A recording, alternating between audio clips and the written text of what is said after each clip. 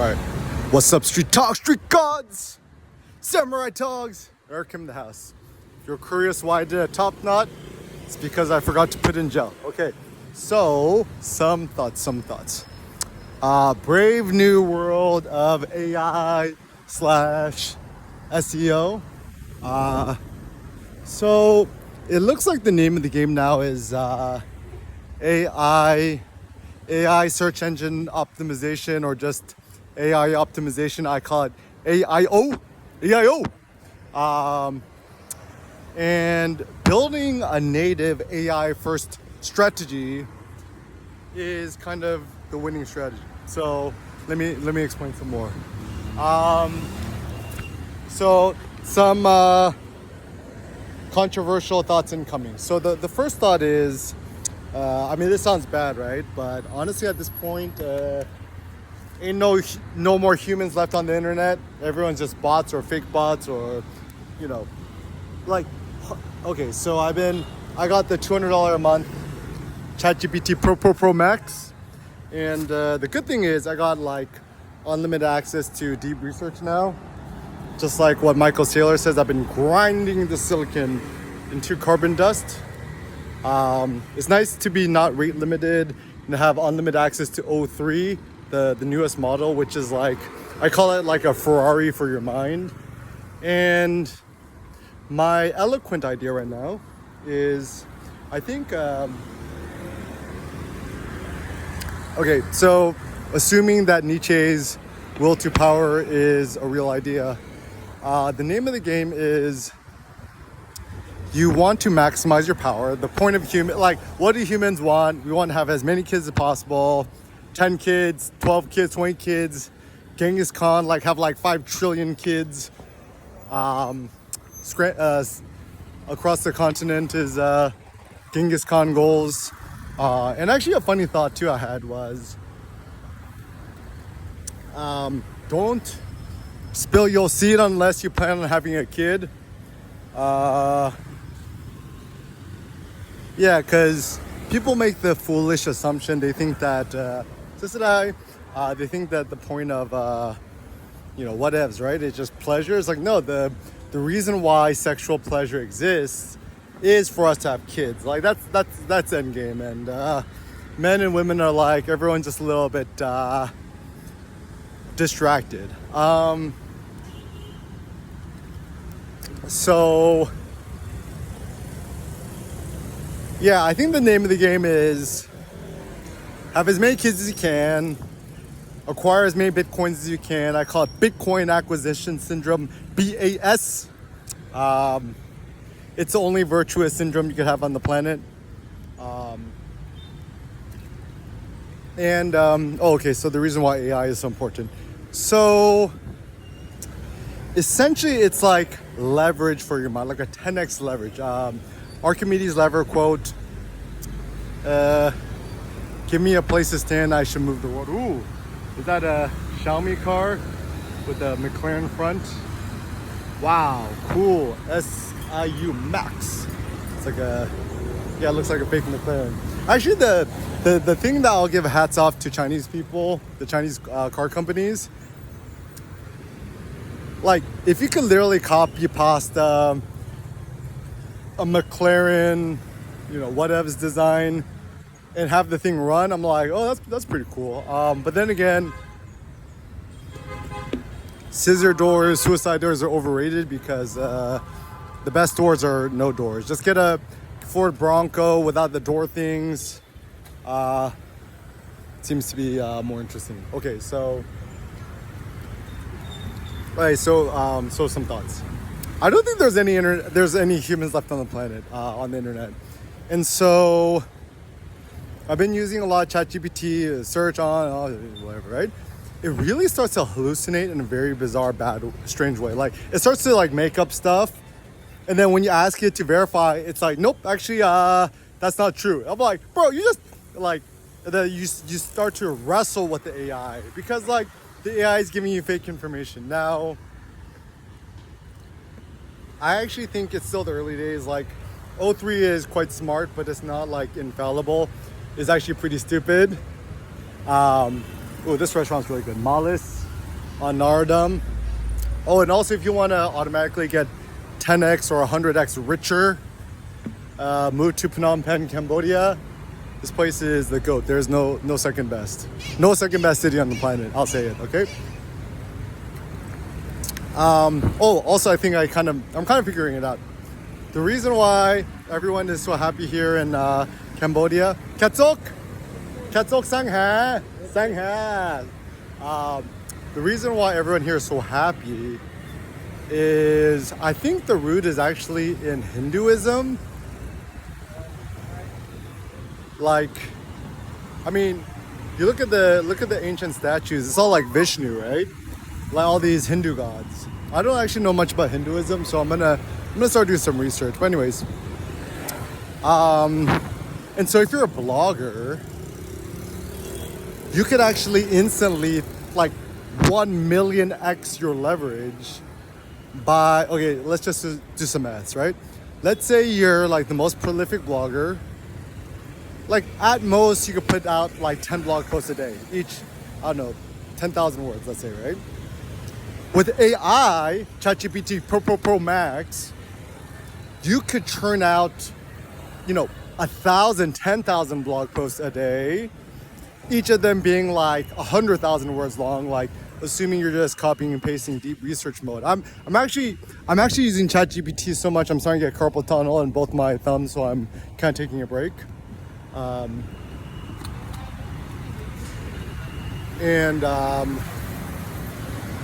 And so essentially it ends up becoming like a snake eating its own tail. What that means is AI starts to self-reference itself or you, and even at this point it's just like straight up making up stuff. Now, what is we to do about it? I think we just kind of need to lean into it. I think the first thought is all the facts are fake. Even the real news is not real no more. Nothing is real no more. It's like we're living in a metaphorical matrix or a metaphorical simulation. And the reason why it's not good is that, you're a 70-year-old mom watching the Korean YouTubies is probably getting hoodwinked by all this fake news, right? And phishing scams and stuff like that. And like, okay, so if I was like, for example, let's say I was a malicious actor and I had access to ChatGPT Pro Max, right? It is so easy to like fake somebody into divulging X, Y, and Z, right? And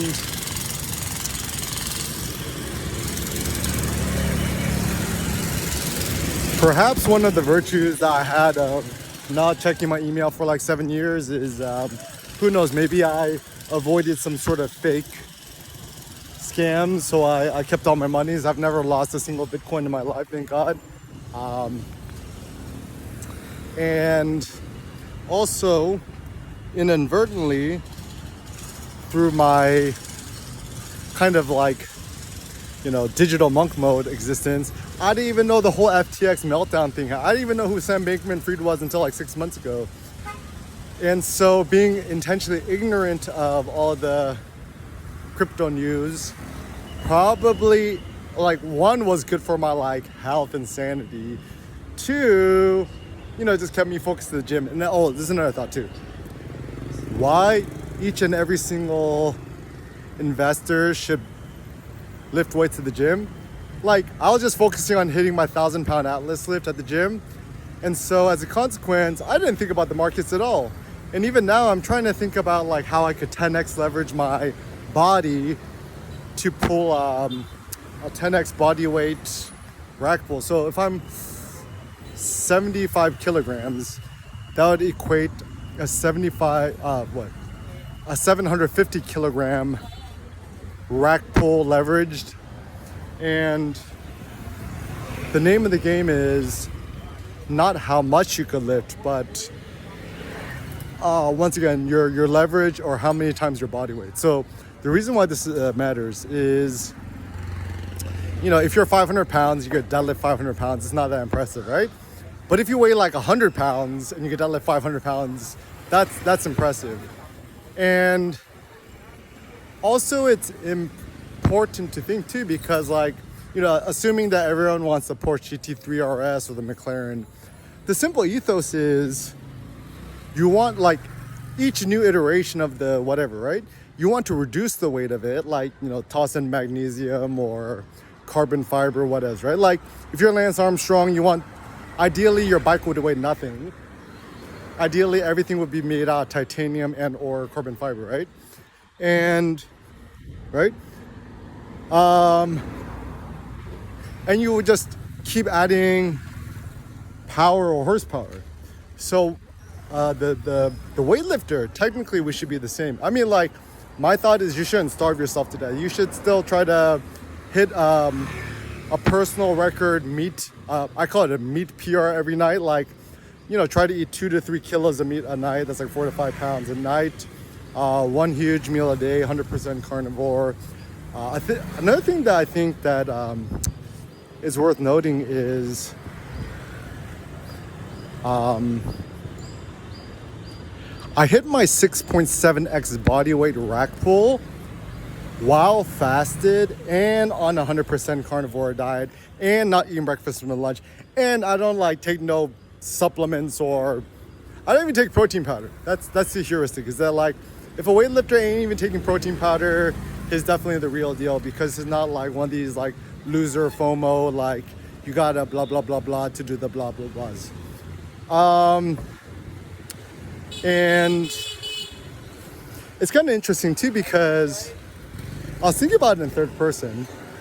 Like if I was just a casual observer and you see a dude who's like 165 pounds, 5'11", 5% body fat, looks like Brad Pitt from Fight Club, you know, rack pulling 503 kilograms, that's 1,109 pounds. Like, these are just like insane numbers. This is actually, I think it's either 1 kilogram or 2 kilograms more than Hafthor deadlifted off the floor, except he weighs like 300 pounds and I weigh like, you know, almost like half of his weight. And so once again, like if you have a dude weighing half the dude, lifting about the same weight, that's pretty cool. And so, you know, the Archimedes quote, give me a place to stand, I shall move the world. So you gotta think about levers, fulcrums. For example, if you want to move like 1,000-pound stone, if you have like a titanium steel wedge, you might be able to lift it like half an inch, right? Assuming that your leverage is long enough, right? It's the whole principle of the seesaw, right? Same thing is financial leverage. I was actually thinking about it, right? So for example, if you want to pull money out of the ATM, it's only like $5 here, right? Assuming you're on the Bitcoin standard, where your money magically 10x's, then that means that pulling out money from the ATM is only 50 cents, which is practically free. Or let's say you go out and you have a $30 meal, that's like $3. Or, you know, if you get a $20 massage, that's like $2. Or if you give somebody a $10 tip, to them it's worth like $100. To you it's only worth $10 or even $1, depending on how you do the maths. Yeah, it's just crazy. Like I think you know,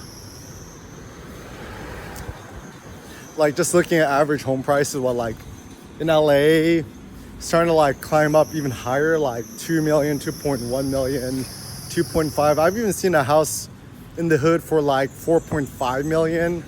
Yeah, like it's insane. And the funny thing too is that and now that I'm living in Cambodia, these aren't even serviced apartment homes, right? So the thing that's amazing about living here in Phnom Penh at the apartment, right? Like twice a week, magically, an army of, you know, cleaners come in, like 5 or 7 of them, and like mop the floors, take out the trash, you know, fluff the pillows, replace the sheet. Like they change all the sheets, brand new sheets. Like this is kind of like unprecedented. And boom, like you come back with a sparkling clean apartment without even like lifting a finger. Like even if in America you had a Roomba, At least you had to push a button. Here you don't gotta do nothing, right? And if you have any problems in the apartment, you know, something breaks or something falls off, just tell the front desk and boom, like magically they send up a dude to fix it. And they even send in technicians to like service the air conditioning units. It's amazing. So the more time I spend here in Phnom Penh, the less appealing America becomes. Other thoughts? So the Trump-Elon breakup is definitely very, very bearish news on America. Yeah, I think that's like the biggest signal. Like, even you don't even have to know about the specifics, but it's certainly not a good sign.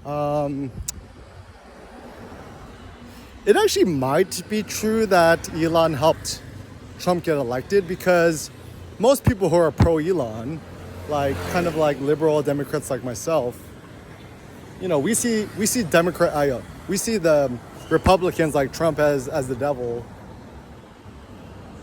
But if you have a once Democratic left-leaning, you know, dude supporting Trump, certainly there's going to be like a small percentage of Democrats who flip who probably voted for Trump, right? And actually, a big thing too, I think what got Trump elected too was he was super pro-Bitcoin. And honestly, at this point, guys, politics don't matter. You don't have to be left, right, middle, up or down, you know, purple, yellow, black, orange, it don't matter. Next time when people ask me what my race is, I'm gonna say orange, because Bitcoin is orange. Think about the irony, right? You call somebody white, you call somebody black. I'm Asian. It's like, should we call myself yellow? For consistency? Yeah, Americans are we's a funny bunch. Anyways, so what that then means is unless you're 100% all in Bitcoin, the future for you is gonna look pretty grim. Other news. It looks like Metaplanet, they increased the 5555 plan or something, right? Dylan Leclerc. Essentially, the goal is to own at least 1% of all the Bitcoins forever. And that means that Metaplanet is going to keep having explosive growth. I mean, I'm still all in MSTR, MSTU, because I'm like 1,000% sailor. At this point, it's like, it's definitely more like an ideological thing. It's like, I don't even care for money no more. It's just like, yeah, Michael Saylor has definitely changed my life, so I'm going to pledge allegiance to my fearless leader. Check out this Avatar car from China. It's pretty cool too. I think it's just called the 11. Not sure whether it's a good car or not, but probably is. Oh yeah, fun facts if you're curious. Here, AMG G-Wagon. Rich Cambodians are way richer than you. So what is we to do? My suggestion is, you know, at least get the $20 a month version, right? Experiment with O3 deep research mode. If you actually really want an unfair advantage, get the ChatGPT Pro Max, $200 a month. And I was doing some maths, right? That's only $7 a day. So if you could create more than $7 of value a day, assuming you're a blogger or, you know, whatever this person, right? Like, it pays for itself in like a day. I would actually say Chat is delivering to me at least like $300 of value a day. I mean, just plug in your own assumptions. And essentially what's gonna happen, we're already seeing, like, ain't nobody gonna use Google no more. Everyone's just gonna use Chat. It's just a matter of time. And when ChatGPT search takes over the part, like, you just use ChatGPT search anything. Once your website or your whatever's pops up into the search results for ChatGPT, then you know you've made it.